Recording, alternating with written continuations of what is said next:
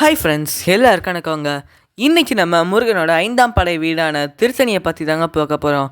Previous வீடியோஸ்லாம் நான் வந்துட்டு முதல் படை வீடான திருப்பரங்குன்றதை பற்றி ஹிஸ்ட்ரி சொல்லியிருந்தேன். அப்புறம் திருச்செந்தூர், பழனி, சுவாமிமலை, இது 4 பற்றியுமே ப்ரீவியஸ் வீடியோவில் வந்து நான் அப்லோட் பண்ணியிருந்தேங்க. அது எல்லாம் வேணும்னா என்னோடய டிஸ்கிரிப்ஷனில் பாருங்கள், நான் வந்துட்டு அதோட லிங்க் வந்து கொடுத்துருக்கேன். அது மாதிரி நம்ம முருகன் இருக்கார்ல, அவர் தமிழ் கடவுளா இல்லைன்னா சிவன் பார்வதி குழந்தையா அப்படின்றதுக்கான ஒரு ஹிஸ்ட்ரியும் வந்துட்டு இருக்குங்க.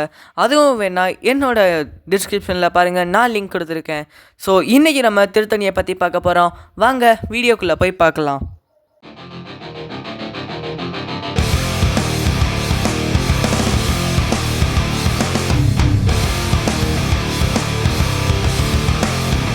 திருத்தணி இதோட புராதன பேர் என்னன்னு பார்த்தீங்கன்னு வைங்களேன், திருத்தணிகை.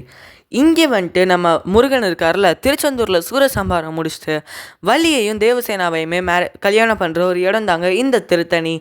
இங்கே நம்ம முருகன் வந்துட்டு யானையை வந்துட்டு வாகனமாக வச்சுருப்பார். எல்லா கோவில்லையுமே மயிலை தான் வாகனமாக வச்சுருப்பார். இங்கே ஏன் யானை வாகனமாக இருக்குன்னு பார்த்தீங்கன்னா வைங்களேன், தேவசேனாவோட அப்பாவான இந்திரர் இருக்கார்ல, அவர் வந்துட்டு தன்னோட பொண்ணு கல்யாணம் முடிச்சிருக்கான சீரதமாக வந்துட்டு அவர் வந்துட்டு ஒரு வெள்ளை யானையை வந்துட்டு முருகனுக்கு வந்து கொடுப்பாரு. அதனால தான் முருகன் வந்துட்டு திருத்தணியில் யானையை வந்துட்டு வாகனமாக வச்சுருப்பார். இங்கே வந்துட்டு இங்கிலீஷ் நியூ இயர் வந்து கிராண்டாகவே செலிப்ரேட் பண்ணுவாங்க. நம்ம மலை ஏறி வரோம்ல, அந்த ஸ்டெப்ஸு மொத்தமாக 365 ஸ்டெப்ஸ் வந்து இருக்குங்க. இந்த படிகள் ஏறி நீங்கள் வந்துட்டு மேலே வந்து முருகனை கும்பிட்டிங்கன்னா உங்களுக்கு இந்த வருஷம் ஃபுல்லுமே பிரச்சனையே இருக்காது அப்படின்றது எல்லாருமே சொல்லுவாங்க. ரொம்ப நிம்மதியாக இருக்கலான்ட்டுன்னு. அதே மாதிரி முருகன் வந்துட்டு கையில் வஜ்ரவேல் வச்சுட்டு தேவசேனா வள்ளியோட அவர் வந்துட்டு காட்சி தருவார். நீங்கள் முருகனை சுற்றி வரப்போ பார்த்தீங்கன்னா எங்களேன், ஒரு சைடு பைரவரும் இன்னொரு சைடு துர்காதேவியும் இருப்பாங்க. அப்புறம் கோவிலை விட்டு வெளியே வந்தால் சிவன் இருப்பார், ருத்ராட்ச பந்தல் முருகன் இருப்பார், அப்புறம் ஆபத் பாண்டவ விநாயகர் வந்துட்டு இருப்பார். இந்த விநாயகரை பற்றி என்ன சொல்கிறாங்கன்னா, உங்களுக்கு இவரை கும்பிட்டிங்கன்னா உங்களுக்கு ஆபத்தான சுச்சுவேஷனில் வந்துட்டு உங்களுக்கு வந்துட்டு அவர் உதவி செய்வார் அப்படின்றத எல்லாருமே சொல்கிறாங்க.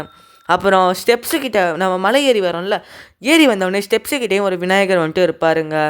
நம்ம முருகனுக்கு வந்துட்டு இங்கே அலங்காரம் பண்ணுறாங்கள, இந்த அலங்காரத்தில் பூ அலங்காரம் ரொம்பவே ஸ்பெஷலானதுங்க. ஏன்னு கேட்டிங்கன்னா எங்களேன், முருகனுக்கு வந்துட்டு பூவாலேயே காலில் இருந்து கழுத்த முடிய அலங்காரம் வந்துட்டு பண்ணியிருப்பாங்கங்க, உதிரி பூவால். நான் வந்துட்டு லாஸ்ட் டைம் திருத்தணி போனப்போ கூட அதை பார்த்தேங்க. ரொம்பவே அழகாக இருந்துச்சுங்க. முருகன் ஃபுல்லுமே பூவால் தாங்க இருந்தாருக்கா, நிறையா கலர்ஸ் வச்சு அந்த மாதிரி ரொம்ப சூப்பராக இருந்துச்சுங்க. ஸோ இந்த வீடியோ நான் உங்களுக்கு பிடிச்சிருக்குன்னு நினைக்கிறேன். நாளைக்கு வந்துட்டு முருகனோட கடைசி படை வீடான பழமுதிர்ச்சோலை பற்றி நம்ம ப்ரீஃபாகவே நம்ம வந்துட்டு பார்க்கலாம். இந்த வீடியோ உங்களுக்கு பிடிச்சிருந்தா லைக் பண்ணுங்கள், ஷேர் பண்ணுங்கள். என்னோடய பிரத்திங் டாக்ஸ் யூடியூப் சேனலை மறக்காமல் சப்ஸ்கிரைப் பண்ணிடுங்க. தேங்க்யூ ஃபார் வாட்சிங் திஸ் வீடியோ. பாய்.